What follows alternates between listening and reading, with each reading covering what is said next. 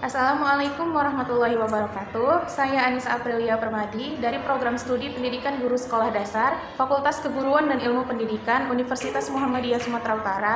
Di sini, saya akan mewawancarai Ustazah Retno Widiasari SPD selaku guru kelas 6 Zaid bin Sabit di SDIT Bina Insan terkait administrasi di SDIT Bina Insan. Baik Ustazah, jadi yang pertama, bagaimana cara Ustazah untuk meningkatkan nilai-nilai kedisiplinan siswa?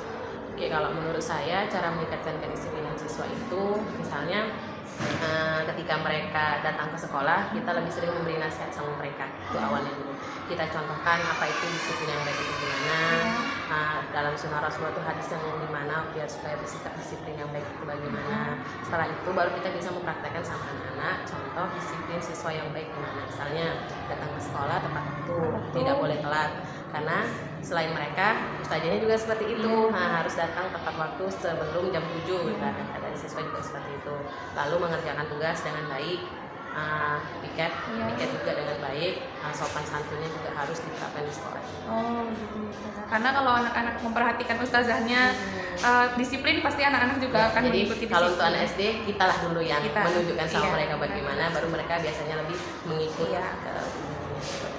Ya, baik Ustazah. Terkait kurikulum, menurut Ustazah, manakah yang lebih efektif diterapkan kepada siswa? Apa kurikulum 2013 atau kurikulum 2006?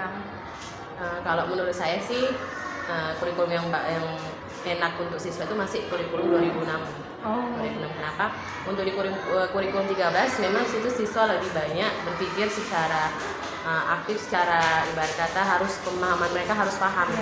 Sedangkan untuk anak SD kita masih menerapkan sama mereka itu sistem ceramah, jadi banyak menjelaskan, karena di situ ada beberapa tipe anak gaya belajar anak, ada sebagian anak yang memang harus auditori mendengarkan, jadi tanpa mendengarkan mereka tidak akan memahami pembelajaran. Lalu ada model anak kinestetik, di kinestetik itu mereka lebih suka aktif, dan satu lagi anak visual. Visual itu dengan duduk diam membaca buku juga sudah paham. Sedangkan dalam K13 ini di situ metodenya kita hanya memberikan arahan sama mereka, mereka lah yang mengerjakan. Pertanyaan terakhir nih Ustazah, apakah ada program sekolah yang melibatkan orang tua? Program sekolah yang melibatkan orang tua itu kita kan di sini sering memberikan tentang perkembangan siswa. Ya, perkembangan siswa itu namanya PWMG gitu kan. Jadi di PWMG itu, di program itu kita ibarat kata pertemuan dengan wali murid, dengan wali murid kita jelaskan si anak itu bahwasanya biasanya itu sebulan sekali. Sebulan sekali kita jelaskan si anak seperti ini gitu kan.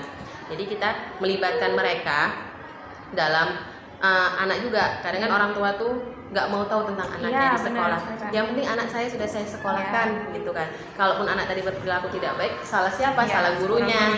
Jadi dalam program sekolah itu, POMG itu ya kita ajak kerjasama sama orang tua murid bahwasanya anak bunda pada bulan ini seperti ini. Jadi mohon bantuannya untuk membimbingnya juga dari rumah. Seperti itu kalau program sekolah. Karena memang hubungan dari gurunya, kepala sekolahnya dan orang tua siswa itu juga sangat perlu ya Ustazah. Iya, sangat perlu. Jadi kalau di sekolah ini kata ada orang tua yang kurang nggak enak ketika anaknya diajarkan dengan cara yang nggak baik, mereka juga bisa komplain gitu. Kita menerima saran gitu kan. Kalau misalnya sekolahnya mungkin nggak terima. Kalau kita dengan senang hati yang seperti itu, berarti dalam diri kita harus memperbaiki lagi. Supaya lebih baik lagi ke depannya. Jadi anak-anak nggak jadi korbannya, jadi target untuk si anak juga dapat. Baik, itu saja yang bisa saya tanyakan pagi ini Ustazah. Terima kasih atas waktunya untuk wawancara. Assalamualaikum warahmatullahi wabarakatuh.